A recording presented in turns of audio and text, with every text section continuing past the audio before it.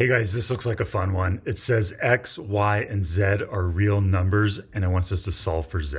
The equations are x squared over y squared plus y squared over x squared equals 3z plus 2, and x over y plus y over x equals z.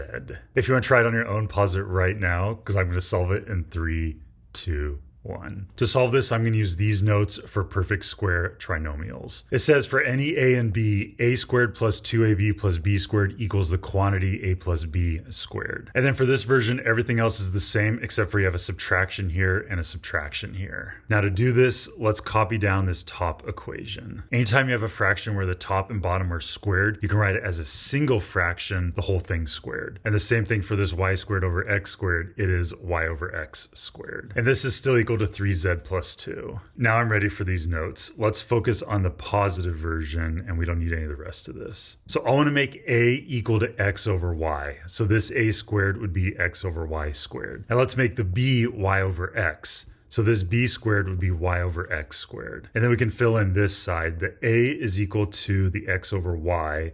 And then we're going to add to that the b, which is y over x. And then for this middle term, we can do 2. The a was x over y, and we can multiply that by the b, which is y over x. On the left-hand side, we have this x over y squared and the y over x squared. That's from the first equation. And on the right-hand side, we have the x over y and the y over x. That's from the second equation. So we use the perfect square trinomial formula to tie our two equations together. And now we can clean things up. In the place of this x over y plus y over x, we can plug in z.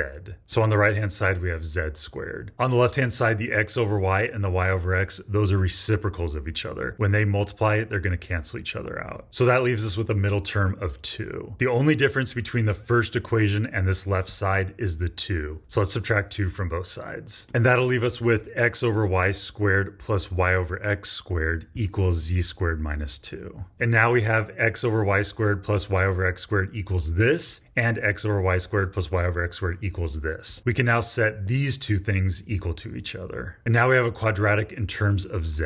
Let's set everything equal to 0 so we can solve for z.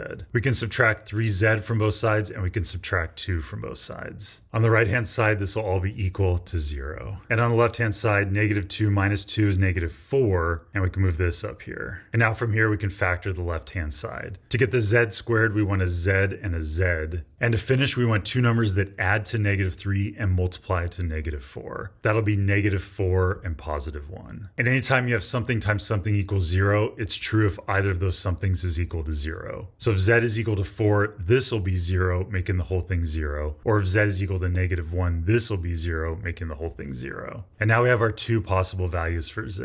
Let's try them out. To check these, let's use the first equation. In the place of this z, we'll plug in negative 1. 3 times negative 1 is negative 3. And negative 3 plus 2 is negative 1. So we have this plus this equals negative 1. Since x and y are real numbers, all of these have to be positive. And it's impossible for something positive plus something positive to be a negative number. So z equals negative 1 is not a valid solution. And now let's see if z equals 4 is reasonable. In the place of this z, let's plug in 4. 3 times 4 is 12, plus 2 is 14. Now this is reasonable. There's probably an infinite number of x and y's that would make this true. And let's check the other equation. In the place of this z, let's plug in 4, and this is also reasonable. There's probably an infinite number of x and y's that work for this as well. Let's look at these in Desmos. And here's the solutions in Desmos. For the first equation, all these combos of x and y will work, and that goes on forever. And then when we introduce the second equation, only these ones work. So these are the infinite combinations of x and y that will work for both equations. And the only value for z